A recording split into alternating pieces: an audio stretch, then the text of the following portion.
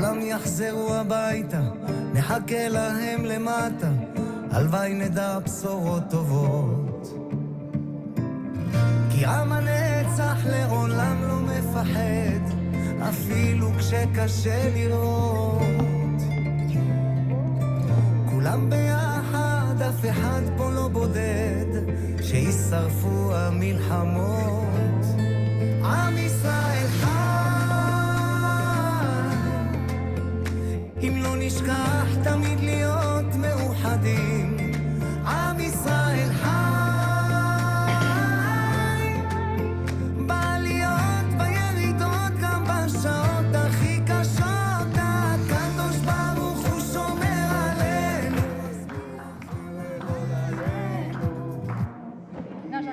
Outro Medina. Bom dia, gente. Começamos aqui, né, nessa quinta-feira, assim, com o Rio de Janeiro finalmente calmo, né? Finalmente, o trânsito tão calmo, os sinais todos abertos, né? Sem muito calor, enfim, uma quinta-feira muito tranquila. E assim foi o nosso serviço hoje pela manhã também, um serviço muito gostoso.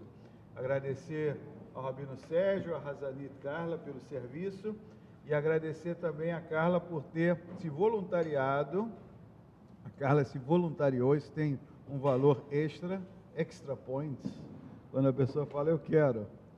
Não que da outra forma não tenha, mas dessa forma também tem. E a Carla, enfim, a nossa querida Razanit, eu fiz questão assim de colocar, né, todas as formações que ela tem, né? Ela realmente é formada em música pela Universidade de Tel Aviv, pela Universidade Federal do Rio Grande do Sul, e ela tem especialização em estudos judaicos na Unisal. Quer dizer, ela não é só uma voz. Como ser uma voz ser pouca coisa também não é. Então, ela é tudo isso. Então, Carla, muito obrigado. Vamos falar de Miketz e fazemos esse estudo em homenagem a Alice Ferman, de abençoada memória. Por favor, podem sentar aqui com a gente, vai ser um prazer, se puderem. Nada. Ok. Então, bom dia de novo, agora em outra capacidade. Realmente, quando eu conversei com o Vitor sobre fazer o estudo, a gente teve que fazer um pequeno ajuste de datas. E quando eu vi que o estudo da Parashá ia coincidir com o início de Hanukkah, eu fiquei muito animada para fazer esse estudo. Claro que eu não pensei na questão prática da coisa, mas vamos lá. O que eu gostaria de trazer hoje, diferentemente do que normalmente a gente faz, que é pegar a Parashá da semana um pouquinho mais a fundo, eu queria que a gente pudesse pintar, vamos pintar um quadro assim, eu até queria pegar, como boa professora, queria pegar um quadro e escrever. Então, vamos fazer na imaginação. Quero que a gente imagine 3 momentos. Momento número 1, há em torno de 3.300 anos, quando a Parashá Miketz acontece, quando a história está acontecendo, a história com H maiúsculo, que é Yosef tomando uma nova posição, uma posição muito elevada dentro do Egito. Isso é um momento que eu quero que a gente pense, a gente vai voltar para isso depois. O segundo momento que eu quero que a gente pense aconteceu em torno de 2.200 anos atrás, que é Hanukkah, que aconteceu no ano 164, antes da Era Comum. A contagem é, inversa. E o terceiro momento que eu quero que a gente pense é o momento que a gente está vivendo agora, especialmente em Israel, especificamente o momento que a gente está vivendo agora em Israel, e a situação que a gente tem de um horror, pessoas sequestradas, tantos mortos, a sociedade israelense dilacerada emocionalmente.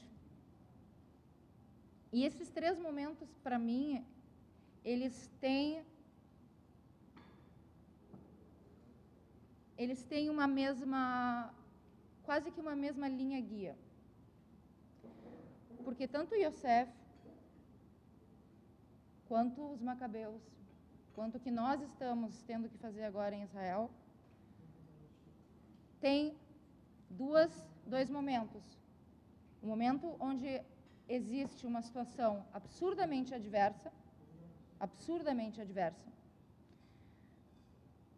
e existe, na verdade, um segundo momento, que é o momento da ação, porque de nada adianta, e o nosso povo não é conhecido por sentar e reclamar. Aliás, até a gente senta e reclama, mas a gente não senta e reclama e não faz nada. A gente senta, reclama e faz. Tem o segundo momento, que é o momento da ação. E tem o terceiro momento, que é o momento da superação. Nós estamos ainda todos rezando e pedindo. Perto de você. Imagina. Nós ainda estamos em ação, especificamente no que toca Israel nos dias de hoje. Porque não adianta a gente em nenhuma das instâncias adiantou ficar parado. Yosef começa a parashá, ele ainda está como está preso, esquecido por quem diria por quem falou que iria ajudar ele, estava lá esquecido. E temos a famosa história das vacas, né, as 7 vacas gordas, que são o sonho do faraó, que o faraó sonha 7 vacas gordas que são devoradas por vacas magras, e as vacas permanecem magras. Não é que as vacas comem as outras, não, as vacas esquálidas permanecem esquálidas, e depois a mesma coisa, ele volta a adormecer, e na sequência, na mesma noite, tem o sonho das espigas, das 7 espigas, também fazendo essa mesma alusão de coisas fartas e cheias sendo devoradas por coisas, enfim, magras, e o faraó pede, né, para os seus conselheiros, para que interpretem o sonho dele, e ninguém consegue fazer isso.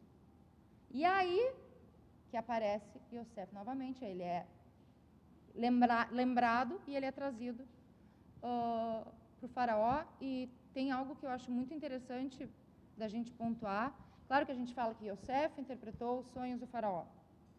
Como falou o Rabino Sérgio, realmente existe essa mudança de, na paraxá anterior, ele estava falando sobre os seus sonhos, e agora ele estava falando sobre os sonhos do outro.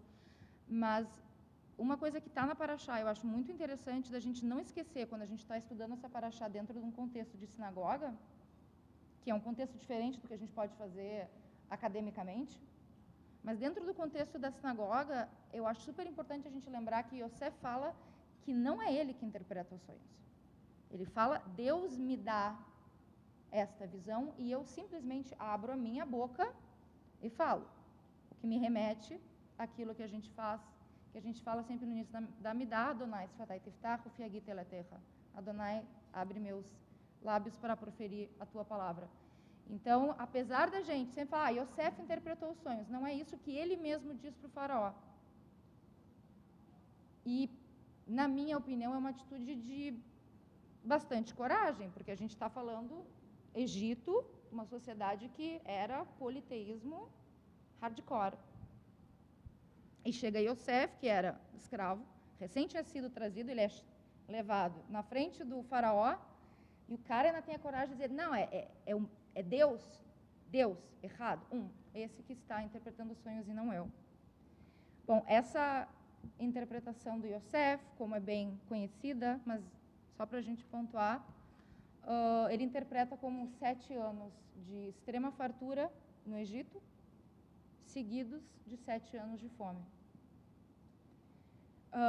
Ano passado, se não me engano, a Lorena fez o estudo dessa paraxá. E eu ouvi um comentário do meu filho, que ele é metido, né? Mas que me fez ficar pensando. Sim, Yosef, por que Yosef estava no Egito? Por que ele estava na prisão? Porque ele tinha sido... Porque anteriormente, na minha modesta opinião, ele tinha enchido o saco dos irmãos dele, porque também falta um pouquinho, eu acho, para Yosef de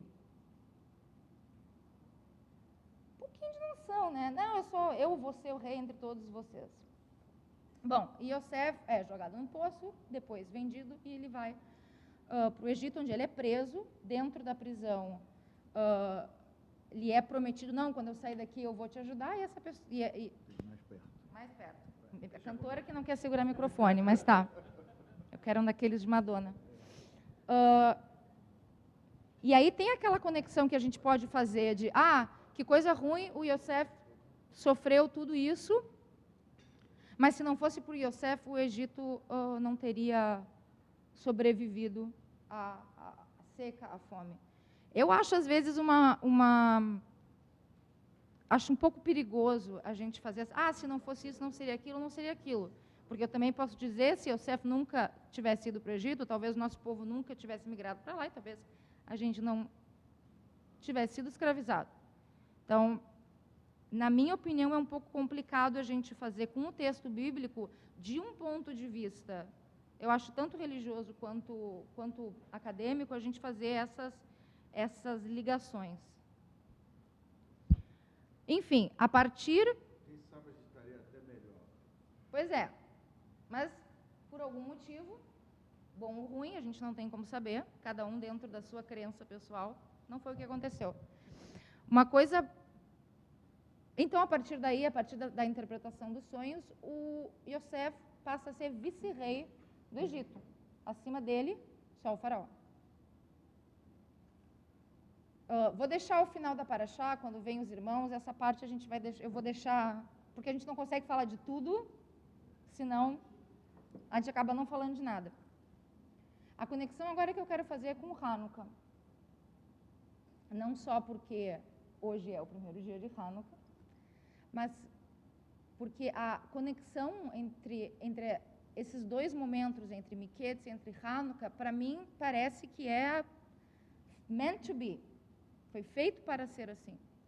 Porque, novamente, a gente tem uma situação de extrema opressão, de violência, que é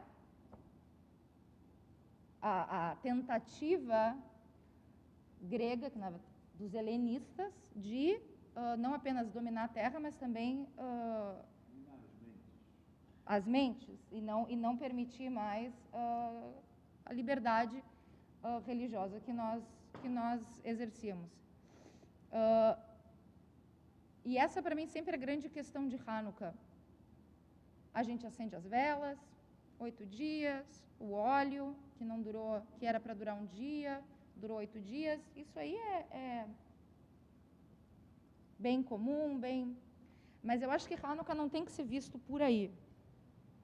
Eu acho que Hanukkah tem 2 milagres maiores para mim. Eu não estava lá no templo para saber sobre o óleo. Nenhum de nós estávamos. Eu gosto das coisas um pouquinho mais. Para mim, o grande milagre de Hanukkah é a gente ter, com um exército muito menor, ter conseguido dominar o que era, na época, uma das, se não a maior potência militar, com um pequeno exército. Para mim, esse é o milagre de Hanukkah. É o mesmo milagre que a gente pode levar 2.200 anos para frente, com a criação do Estado de Israel, com a Guerra de 67, com a Guerra de 73, e, infelizmente, também com o que a gente está vivendo agora.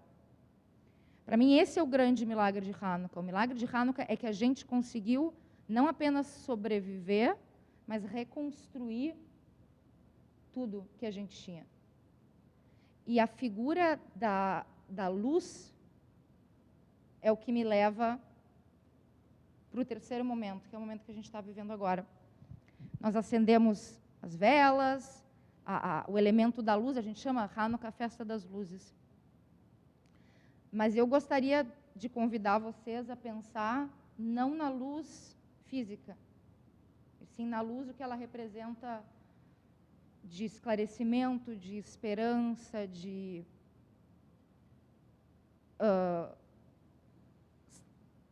acreditar que o futuro vai ser melhor. É muito difícil, desde 7 de outubro tem sido muito difícil de fazer isso. Muito, muito difícil.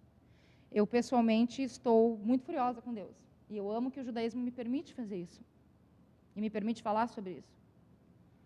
Mas a gente está num momento muito crítico, esperando, novamente, mas dessa vez, talvez de uma forma um pouquinho mais de força, um pouquinho mais de esperança do que se teve antes, a assinatura de um cessar-fogo e a devolução de, pelo menos, né, numa primeira fase, são 34 reféns.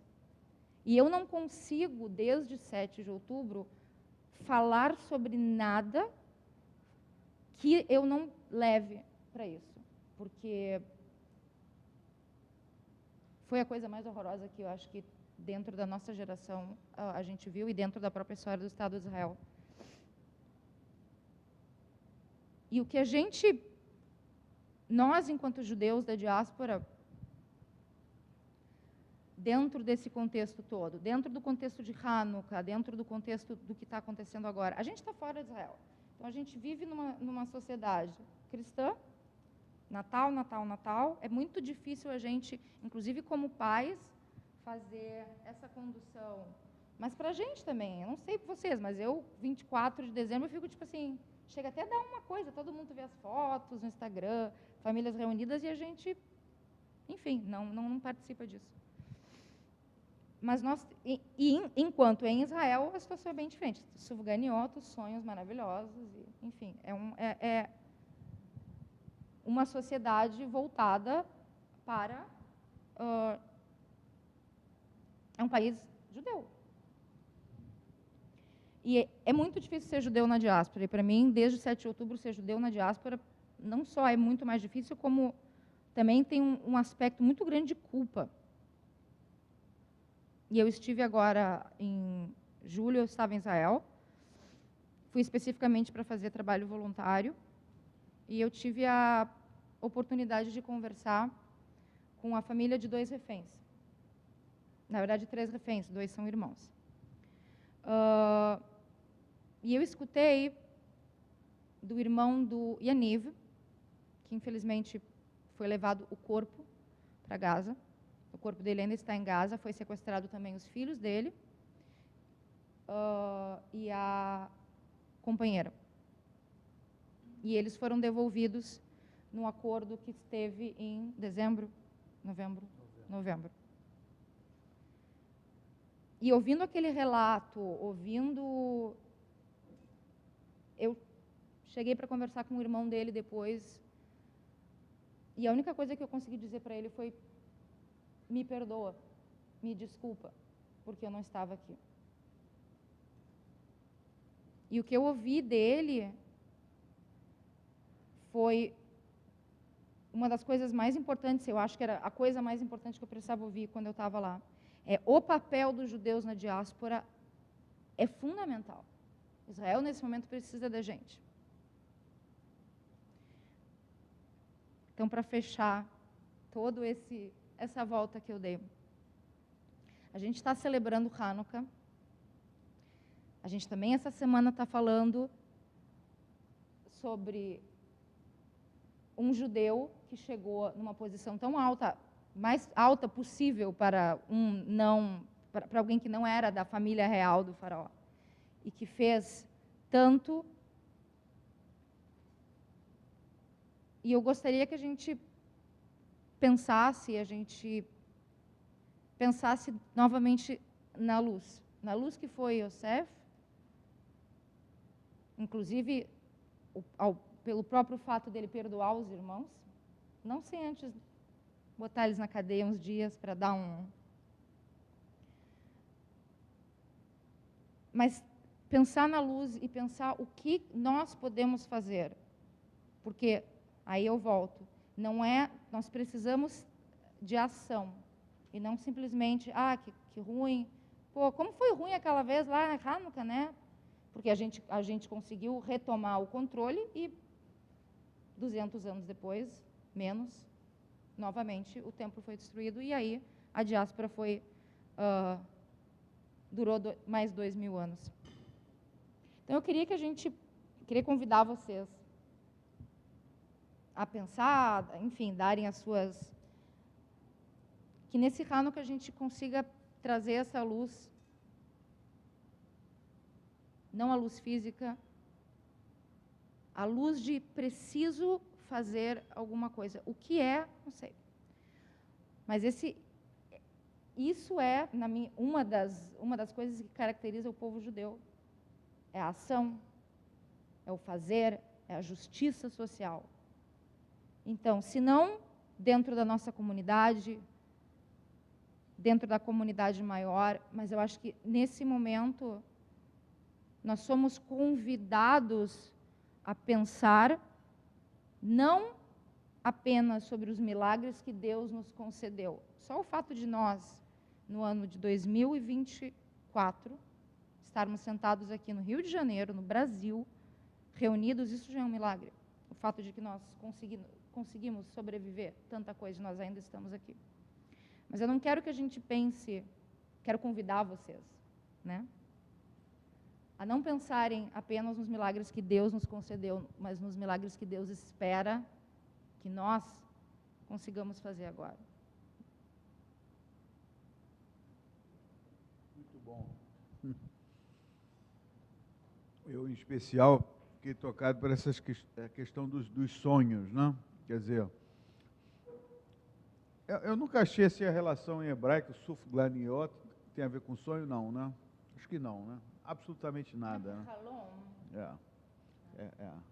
Mas, enfim, a questão dos sonhos, né? Quer dizer, o Rabino Sérgio fez uma prédica semana passada, muito interessante, que ele falou que existem sonhos que nos levam para o buraco e outros que realmente nos puxam em frente, né?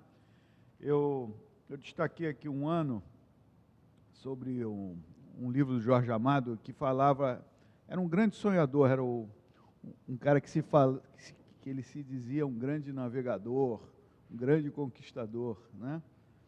E ele realmente, ele destacava que foram os sonhos humanos que fizeram a gente andar para frente. Se a gente dependesse somente do dia a dia, da rotina, da repetição, né, das futricas, né, o Jorge Amado é terrível, das futricas e dessa coisa do dia a dia, a gente não vai a lugar nenhum. A gente tem sim que acertar sonhos, né, e correr atrás desses sonhos, né? Aqui também Theodor Herzl falava, né, Im tirtzu lo agadá, né? Se quereis, isso não será uma história, né? Sonhos são realidades que ainda não foram levadas a cabo, disse Rafael Boquet, filho do teu filho. Acho que ele pegou isso do Mordechai Neilevitch.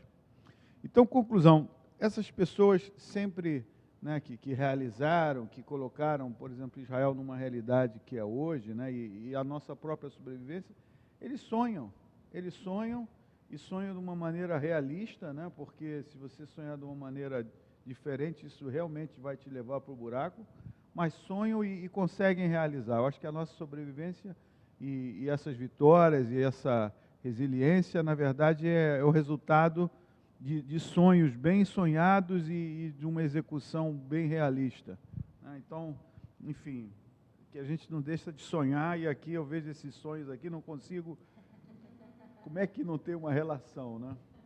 Não tem, né? Tem a ver com óleo, né? Tem a ver com a comida frita. Vai ver que, sei lá, bom, não consigo. A gente fala de sonho, parece um sonho na frente. Bom, vamos passar. Só queria fazer um pedido assim, isso aqui é do Charles, né? Eu acho que até eu estou nos meus 3 minutos. Vamos tentar falar 3 minutos, tá? No máximo, porque senão vai esticar muito. Tá? Álvaro, por favor. Obrigado. Depois dessa leitura maravilhosa que a Carla fez, e essa ponte com o momento que Israel vive, vou falar apenas sobre urgência.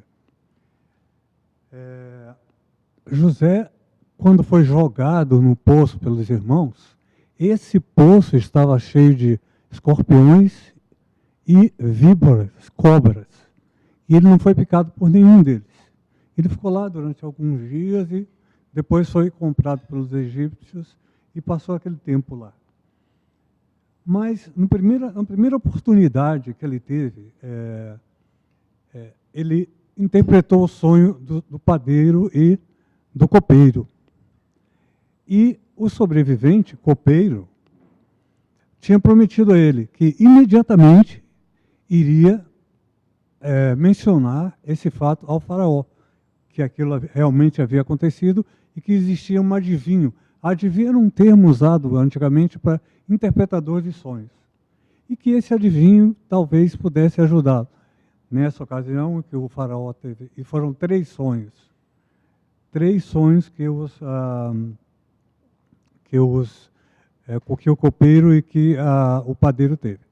O faraó sonhou com símbolos de 7 vacas magras, 7 vacas gordas, 7, enfim, não sei se era cevada, algum trigo, alguma coisa, e bons e outros ruins, e etc. e tal. E essa elevação para o 7 eleva também a compreensão de que nós partimos do nível menor, que é do copeiro e do padeiro, para um nível maior. O 7 é usado, daí por diante, ao longo da Bíblia, da Torá, 500 vezes. Existe menção do número 7 por 500 vezes. E ele é considerado um número estruturante dentro da Torá. Mas o que eu achei mais interessante é isso que eu queria compartilhar, porque eu acho que é a coisa mais importante. Nós, eu ainda estou para ser introduzido ao judaísmo, mas já sou auto-introduzido ao judaísmo. Eu estudo a Torá, etc., toda semana e tal. E o Rabino Salomon Risch, que vocês devem conhecer, ao mencionar o que aconteceu com José, quando ele foi convocado pelo faraó com urgência para que comparecesse, o que aconteceu? Diz ele, e fizeram-no sair precipitadamente do poço. E ele se barbeou, trocou suas roupas, e então veio ao faraó. O que demonstra a importância, essa paraxá é lida no meio cabalístico, que é outro quadradinho, né, dentro do judaísmo. Né? O judaísmo não é uma coisa, enfim, monolítica. Essa paraxá é lida especialmente por empresários, por estudantes, por pessoas que desejam parnassá. Porque elas enxergam justamente a necessidade de, para quem deseja parnassá, se preparar. E depois o José vai lá e não apenas interpreta o sonho, ele dá uma sugestão de como deveria ser administrados os recursos para que, ao longo desses 14 anos, ao final, houvesse comida para o povo. Né? E ele dá esse conselho, e eu fico pensando, será que esse momento que ele parou para se arrumar, para se perfumar, para se vestir, etc. e tal, para se apresentar ao faraó, será que ele não estava lá pensando nisso tudo? Né? Será que ele não estava vendo um plano para apresentar ao faraó? E o faraó imediatamente o nomeia, como a Carla disse, a governador do Egito. E, Carla, esse sentimento que você tem em relação a 7 de outubro, eu acredito que, mesmo não sendo judeu ainda, eu tenho todos os dias, porque todos os dias eu tenho notícias de pessoas amigas, parentes de parentes, que perderam pessoas, tanto no 7 de outubro, como agora, durante a guerra. É uma coisa horrorosa, eu tenho medo de abrir meu WhatsApp, porque todos os dias a gente tem que rezar por amigos que partiram. Então, eu acho que a grande lição é essa. Temos que estar preparados. Da próxima vez, Israel tem que se preparar. E não tem que ser não tem que ter compaixão, tem que agir. Obrigado, obrigado.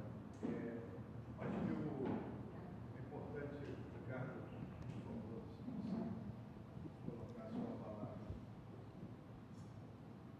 Primeiro, fazer um comentário que é para o Álvaro, mas vale para todo mundo, né? Para a gente sempre diferenciar o que é texto da Torá e o que é comentário, ou o que é um midrash talmúdico, alguma coisa assim, né? Então, no poço que Yosef foi colocado pelos irmãos, a Torá diz só que ele estava vazio, não havia animais, né? Depois há um comentário que agrega essa informação, mas a Torá diz só que o poço estava vazio. Eu, na verdade, queria falar sobre Hanukkah e deixar um pouco de lado a Paraxá. Deixo para outras pessoas pensarem a conexão entre uma coisa e outra. Provavelmente também já disse isso aqui, mas acho que talvez valha a pena repetir. Eu gosto da ideia da conexão, né, entre Hanukkah, que é a inauguração em hebraico, e Hinur, que é a educação, que usam as mesmas letras, né, a mesma raiz. E sempre achei interessante você vincular as duas coisas, né? Achei que fazia sentido a gente pensar em inauguração e educação a partir da mesma origem. A gente tem uma festa das luzes e a gente vincula luzes a conhecimento, né? Quando a gente tem uma ideia, quer desenhar, que teve uma ideia, desenha uma lampadinha, né?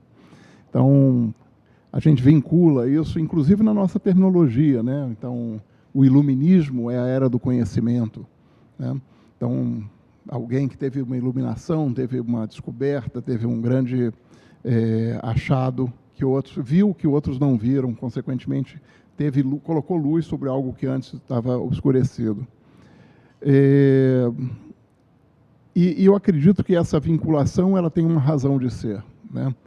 A busca do conhecimento sempre procura completar lacunas. É uma busca permanente de agregar entendimento a partir daquilo que a gente observa, do que a gente escuta, do que a gente pensa. Então, o processo educacional, de uma forma mais aberta, né, não pensando apenas num processo escolar estruturado, mas a construção do conhecimento e, consequentemente, a educação é um processo permanente. A cada momento que a gente agrega uma nova visão, agrega um novo elemento ao nosso conhecimento, a gente está, de certa forma, inaugurando um novo eu. A gente se modifica à medida que o conhecimento vai sendo agregado. Essa reinauguração permanente do eu, né, essa nova consagração do eu à vida, a partir desse novo conhecimento adquirido, tem um vínculo com a inauguração do templo, realizado pelos macabeus, e com a utilização das luzes como símbolo dessa festa. Então, quando eu penso em Hanukkah, eu penso sempre na construção que cada um precisa ter em relação a trazer luzes para a sua vida a partir do processo educacional, da busca permanente do conhecimento. E fico sempre na esperança de que essa luz seja uma luz que possa ser compartilhada, que seja uma luz que possa ser utilizada, né, para que um ilumine o caminho do outro e ambos possam enxergar cada um o seu caminho da melhor forma possível. Ele é demais. Meu amigo, aqui, esse está, obrigado.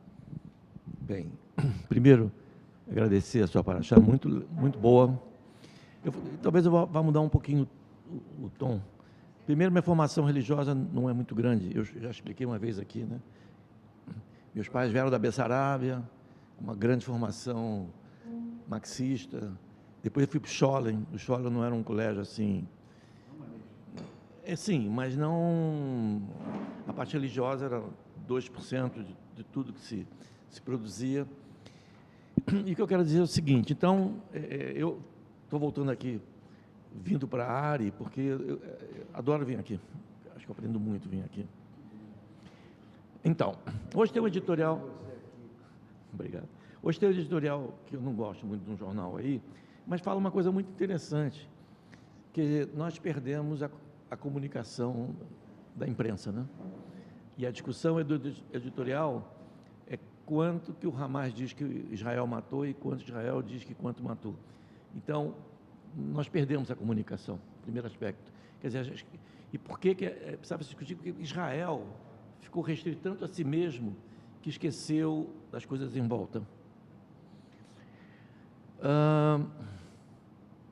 Eu fui num Shabat, numa outra sinagoga, mas antes disso, deixa eu só complementar. Há um ano e pouco atrás, o Eliezer Stemberg fez uma reunião com os pais, com os avós, e pediram a outra pessoa que falasse como é que foi a minha família aqui no Brasil, desde que eles vieram para o Brasil, o que aconteceu com a nossa geração. E eu falei o seguinte, pensem bem, em geral, precisa de uma geração para onde quer que o povo judeu vá, que ele cresça de novo, que isso é uma coisa quase que genética no povo judeu. Não é ciclo. A gente veio para cá e eu falei o seguinte, olha, em uma geração, meu pai que veio lá era um Schneider, um costureiro, tem médico, tem professor, tem pedagogo, um negócio incrível, que uma geração muda tudo. E eu terminei com a minha neta dizendo o seguinte, eu espero que a sua geração não seja inferior à nossa. Não sei se vai ser melhor, mas não seja inferior. E, dentro desse contexto, eu assisti um rabino recentemente, e ele disse um negócio para pensar, óbvio, todo rabino diz, que nós não somos mais a geração do Holocausto, nós somos a geração de 7 de outubro. Isso refez todo o contexto judaico mundial, que agregou, é uma coisa que estava, agregou, e a gente precisa entender como nós vamos ser daqui para frente, né? Como que nós vamos brigar daqui para frente, entendeu? Eu acho que é importante, obviamente, a gente entender como nós a gente se desenvolveu nos últimos 3.000 e poucos anos, só que agora a realidade é uma outra realidade.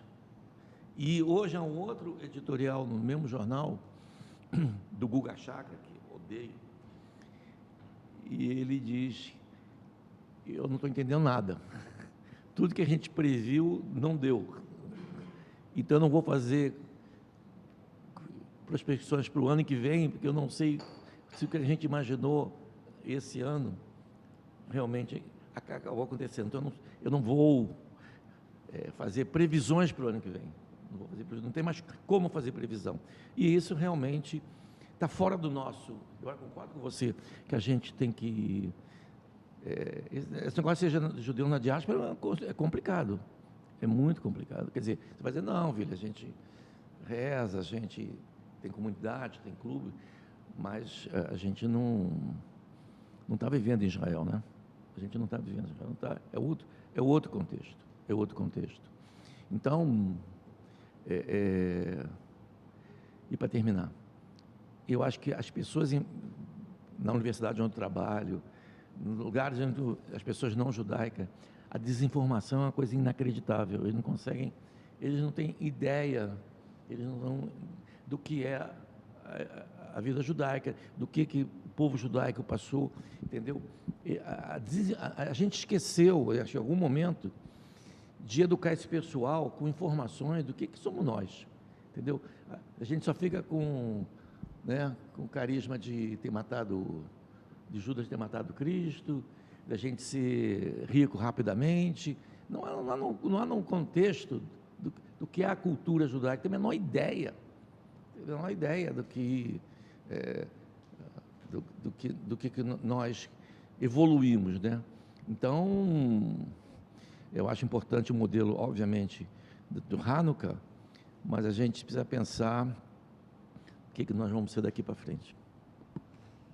Perfeito. Olha, queria só falar que aqui do Scholem tem 1, 2, 3 e Charles Steinman. Eu sou herético. Não, mas os do Scholem tem esperança, tá? E outra coisa que eu queria te falar, eu concordo contigo quando você fala que a gente perdeu a guerra da imprensa, a guerra da informação, e que para muitos isso não é relevante, e na verdade isso é extremamente relevante. Né? Faço sonho, né? Olhando aqui para o sonho sim, com uma era de paz, uma paz possível. A gente tem paz com países árabes. Ah, impossível. Possível coisa nenhuma. São 78 para hoje, paz com o Egito. São, sei lá, 30 anos de paz. Paz com a Jordânia. Paz com vários países árabes. Então, a paz é possível, sim. E a gente tem que sonhar com isso e realizar isso, tá?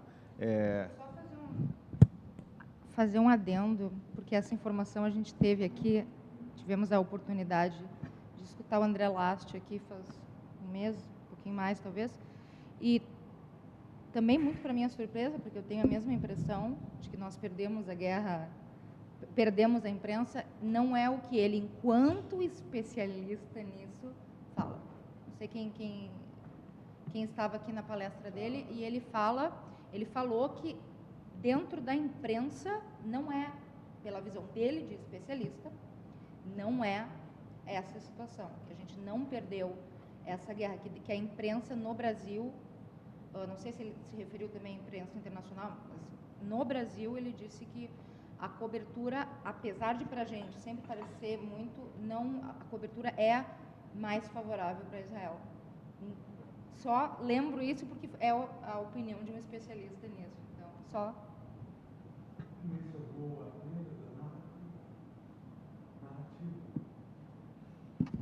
Posso voltar? Vai, Germano, vai pimentar. Não, eu acho interessante que a minha preocupação era o que me diz a Paraxá, o que me diz a Haftará e o que nós estamos celebrando de Hanukkah. Será que tem alguma conexão nesses 3 momentos? Bom, eu vou ler o que eu entendi. Na Paraxá temos a figura de José, bonito, inteligente, urbano, o hóspede perfeito, que deslumbrará você com seu conhecimento de línguas, inclusive a linguagem dos sonhos. José é cosmopolita, grão-vizir do Egito, o universalista. José é mais semelhante ao helenismo grego do que ao hebraísmo abrâmico. Haftará, que situa em 970 antes da Era Comum, temos a figura do rei Salomão, um homem altamente talentoso. Embora fosse muito admirado por sua sabedoria, ele não conquistou a afeição do seu povo da mesma forma que seu pai. Sua introdução de práticas pagãs, suas muitas esposas, sua opulência ostentosa e, acima de tudo, suas medidas administrativas implacáveis não o tornaram querido pelos seus súditos. A história prossegue. Temos a proibição em 167 antes da Era Comum da prática do judaísmo pelo decreto de Antíoco IV, rei helenístico, que dominava o povo autônomo na terra de Israel, e com a introdução do culto de Zeus olímpico no Templo de Jerusalém. Os macabeus, que fundaram a dinastia dos Hasmoneus, decidem resistir a esta assimilação. Entre os judeus que permanecem fiéis à Torá está o sacerdote Matatias, chamado de Hasmoneu. Em 164 antes da Era Comum, Judas, filho de Matatias, e seus homens conseguem tomar Jerusalém e reedificar o templo no que ficaria conhecido como a festa de Hanukkah. Tanto para José, bem como para o rei Salomão, a razão dirige os assuntos e as atividades humanas, apesar de dedicarem a Deus os seus atributos. Já no episódio da rebelião de Judas, apesar da existência das atividades humanas, nos deparamos com o milagre celebrado em Hanukkah. O que me leva a colocar que a gente deve ter sempre presente, que eu vou chamar da nossa religiosidade. Por mais que a gente queira ter atos administrativos da melhor maneira, não esquecer que existe isso tão profundo no ser humano. Obrigado, Germano. Sura também Vitor, era eu de queria Scholler. dar uma palavrinha. Oi, Dona Clara, quer falar alguma coisa? Quero sim. Eu quero Por favor. falar da educação no Sholem Aleichem. Eu fui aluna do Sholem Aleichem nos anos 40. E a visão foi sempre humanista e histórica, absolutamente nada religiosa. Ligação alguma com religião, só história e humanismo. Era só isso que eu queria dizer para vocês. Eu fui aluna do Sholem Aleichem de 39 até 47. Depois, é isso aí. a minha educação religiosa foi em casa e depois no ginásio hebreu. No Sholem Aleichem, nada. Não estou criticando, estou só mencionando. Maravilhosa a linha do Sholem Aleichem. Carlos, você estava defendendo o Sholem aqui outro dia. Outro dia não, agora mesmo você está falando que o Sholem não era observante, mas era extremamente judaico, eu concordo plenamente. Bom, aqui a gente vai passar de volta aqui para a Carla. O Luizinho quer falar do Sholem também? Não. Mas aqui a gente estava falando então dos sonhos, a gente falou de Yosef, a gente falou de Hanukkah, a gente falou de Hatufim, né, com tanta propriedade, a gente não pode esquecer dos Hatufim, tem uma chance talvez agora de negociação, de libertação, que isso seja um novo começo para Israel, que a gente possa sonhar com a paz novamente, sonhar com a paz, eu acho que a gente tem o direito de sonhar com a paz. O dever, a gente não pode perder essa doçura, né? Que mais, Carla? Por favor. Finalizar? Acho que sim, não. Mais alguém quer falar alguma coisa? Não sei aqui. Não, está tudo certo. Isso aí, está tudo bem. A Cláudia de Brasília. Cláudia, quer falar alguma coisa, Cláudia? Você estava falando aqui, era até interessante, você está lembrando sobre o discurso do Lash? Realmente ele falou, você quer falar ou eu posso falar? Sim, para as universidades. Ele falou que ao mesmo tempo que a gente ganha a guerra da imprensa, veja se é isso, que estou tentando me lembrar. Ele Isso falou, mesmo, a gente favor, está perdendo nas universidades. Mas assim, a gente não pode se contentar em perder essa narrativa e falar que está tudo bem, que eles falem o que quiserem. A gente não pode se contentar com isso. A gente está perdendo as universidades, não é porque a gente está no gueto. Vamos passar aqui para o Edson e para a Ana. Deixa eu só fazer uma despedida. Eu vou ter que subir, Carla, para uma reunião. Luiz, você fecha aqui? Tá, por favor. Então a gente já... Eu queria falar sobre a questão das universidades, que a gente está no gueto. Passa depois para a Ana, tá? Sim. Tá ligado? A gente está perdendo as universidades, mas não é porque a gente, às vezes, isso está se afastando das discussões, porque justamente o que eu observo, inclusive eu sou universitário, já formado em graduação, agora estou no mestrado agora, e eu sou de uma grande faculdade, o UFRJ, Universidade Federal do Rio de Janeiro. O que eu observo é que isso é quando o lado de lá nos provoca, isso justamente aí é o lado, inclusive, nos provoca, nos atacando, dizendo que esse aqui, a gente é um Estado genocida, que a gente isso mata crianças inocentes, a gente isso acaba recuando, E aí com isso, aí não há isso, não é enfrentamento, mas pelo menos isso é a gente questionar o ponto de vista, ter o questionamento. Não precisa de você ter um enfrentamento, mas você precisa de você mostrar o seu ponto de vista, o seu questionamento. Quer dizer, e se por acaso no fórum onde eles estão debatendo, a gente não conseguir demonstrar o nosso questionamento, a gente fazer o questionamento no mesmo fórum, mas em outras vias diferentes. E aí, fazendo questionamento, mostrando o nosso ponto de vista, porque os outros estudantes que não fazem parte daquele grupo, e aí eu não queria dar um nome, vou ter que dar um nome aqui, do grupo da esquerda antissemita, é que eu não queria dar esse nome, vou ter que acabar dando esse nome, do grupo da esquerda antissemita, os outros estudantes universitários que não fazem parte desse grupo, eles que estão independentes, eles vão ver como a comunidade judaica universitária está debatendo o seu ponto de vista, eles vão começar a nos dar ouvido. Vão começar a nos dar ouvido e vão falar, não, realmente, calma aí. Ali tem estudantes judeus ali, universitários ali, que estão mostrando que não é bem assim. Israel não é um Estado genocida, assim como fala que é um Estado genocida. Então, justamente, tem o antissemitismo do lado de lá. E aí a gente vai começar a ser ouvido. Então, isso é um ponto de vista como universitário formado em graduação e agora pelo mestrado do FRJ, justamente, e como, inclusive, o único judeu no mestrado de história do FRJ, que sou eu. É isso, Ana.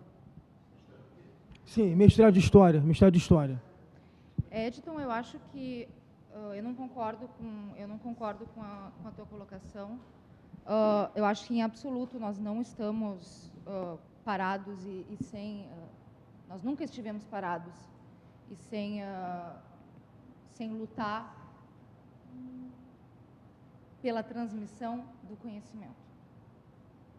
De acordo, né? Lindamente colocado pelo Ricardo. Também não gosto... a gente não pode dizer que a esquerda é antissemita. A esquerda não é antissemita. A direita... Existe esquerda antissemita, existe centro antissemita, existe direita antissemita, existe esquerda sionista. Infelizmente, existe muito essa generalização, isso não pode ser feito. E isso torna a nossa posição, enquanto judeus, não brasileiros, mas enquanto judeus no cenário mundial, tão complicada. Porque, ao mesmo tempo que a gente não tem para onde se virar, porque para todo lado a gente tem o antissemitismo que está realmente fora da casinha, mas a gente não pode generalizar, a gente tem que e o trabalho que é feito por tantas e tantas pessoas, um trabalho incansável, ele é realmente incansável, que precisa o conhecimento que essas pessoas têm. E aí que eu volto, porque eu estava falando, a necessidade que nós também sejamos as luzes do conhecimento, de novo, pegando o que o Ricardo falou. Nós temos a Ana aqui, que faz um trabalho espetacular dentro do diálogo interreligioso, e a gente já conversou algumas vezes sobre isso, e também, sim, faz parte do trabalho dela, fazer essa asbará, esse esclarecimento. E a gente nunca, isso, 3.300 anos de história, mais se a gente pensar em Abraão,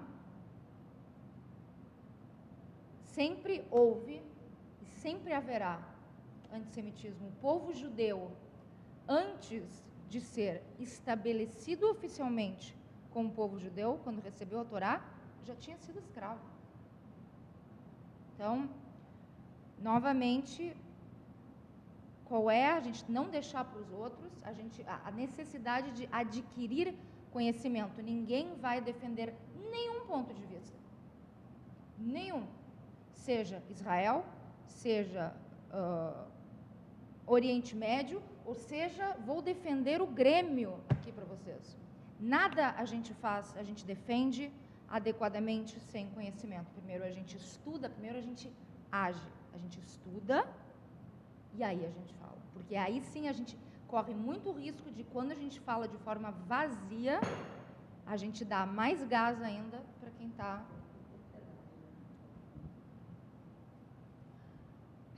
Bom dia a todos. Carla, obrigada.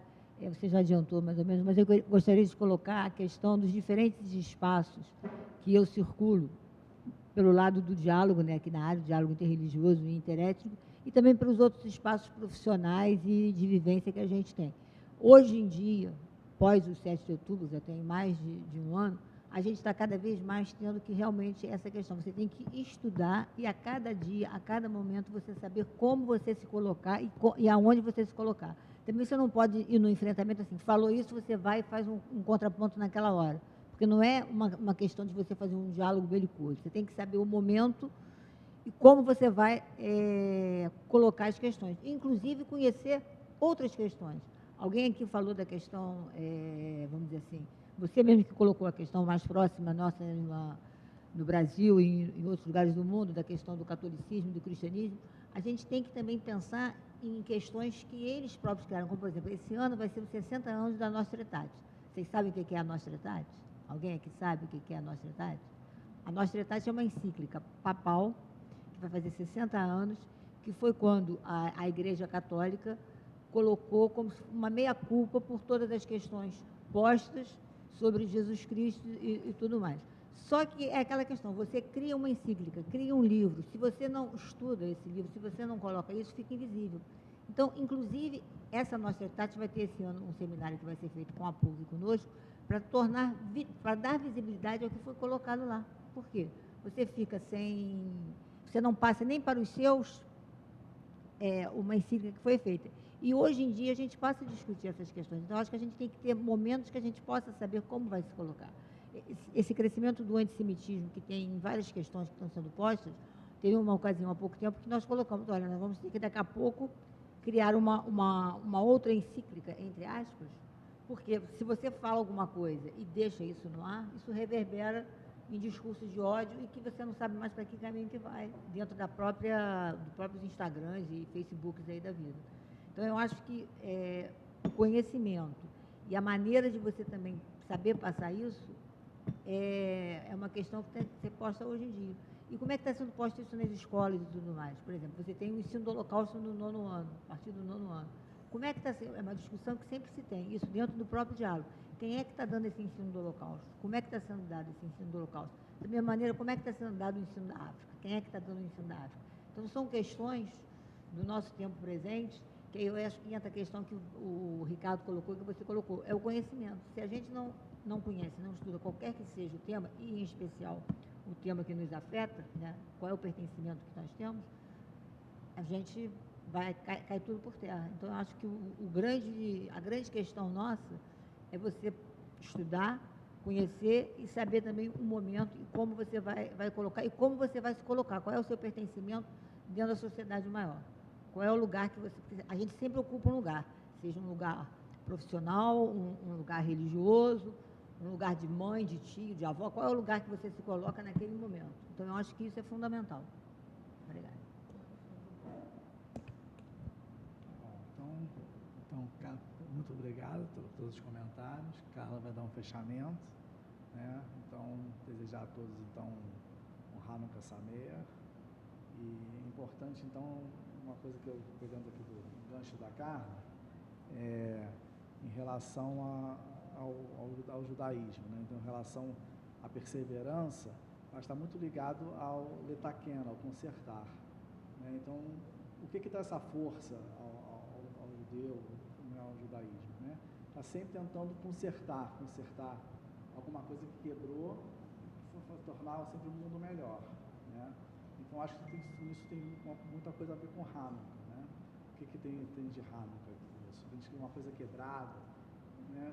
Alguma coisa que está rachado, a gente tem na rachadura entra uma luz, uma energia, né? E a partir daí dá a força para dar continuidade, né? Então, acho que pedir para a Carla dar um fechamento e a gente conclui. Então, primeiro eu quero agradecer todo mundo, agradecer, né, ao espaço dado. Sempre é muito gostoso para mim poder sair um pouquinho do cotidiano e poder, enfim, atuar de outra forma. Fiquei muito tocada por muitas coisas que eu ouvi. Ricardo, o que tu falou para mim é exatamente o que eu me refiro à luz que a gente tem que trazer. Não adianta, na minha modesta opinião, e aí eu estou falando como Carla Kniznik, pessoa física não razanitária. Na minha opinião, não adianta a gente rezar com todo o fervor do mundo e não fazer nada. Nós somos o povo do livro, o povo do conhecimento. Mas nós também temos que ser, e nós, dentro da nossa muito muito longa história, eu acredito que isso está mais do que comprovado. Nós somos um povo de ação. Dentro das obrigações que nós temos enquanto judeus, quantas estão ligadas à ação, a letaken, a consertar, a fazer justiça, seja justiça para o outro, seja justiça para nós. Quão difícil foi, em especial desde o 7 de outubro, a gente vê que todas as lutas que a gente batalhou pelo outro, na hora que o outro precisou, se não ficar do nosso lado, mas pelo menos não. Para mim, essa é uma das grandes dores não apenas do 7 de outubro, mas, enfim, isso já é para mim uma questão anterior. Mas eu realmente queria encerrar o estudo fazendo novamente essa provocação, trazendo especificamente a questão dos Hatufim, dos reféns. Uma das coisas que eu aprendi, que eu ouvi, que realmente ouvi na prática a diferença que faz, é saibam quem eles são. Saibam o nome deles. Saibam a história deles. Cada um dos Hatufim tem uma página no Instagram, Bring Home. E quando eu estava em Israel agora, eu fui incentivada a entrem em contato, escrevam para as famílias, façam um post, escrevam para as famílias. Isso é o que eu ouvi. Vocês não sabem o tamanho da diferença que faz para essas famílias. Eu mantenho contato com algumas famílias dos Hatufim, em especial a família do Alon, que é um jovem de 20 e poucos anos, pianista. E eu e o Tomer mantemos contato com eles. O Tomer manda mensagens, a gente fala com a mãe dele. E essa é uma das coisas que a gente pode fazer, espalhar luz, espalhar esperança, dizer para aquelas famílias, não são 101 pessoas, são pessoas que têm nome, sobrenome, família, história. E a gente está em Hanukkah de novo, passando por Hanukkah com essa barbárie toda. E eu quero terminar pedindo que a gente não esqueça deles. Cada Misheberach, cada momento, se a gente pensar nos Hatufim, todas as 24 horas do dia ainda não é o suficiente.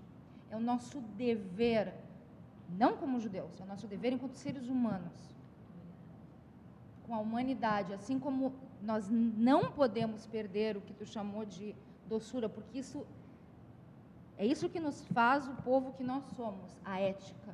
O momento que a gente perde a ética, acabou. O povo judeu acabou. Então, Hanukkah Sameach, Shabbat Shalom já. E muito obrigada.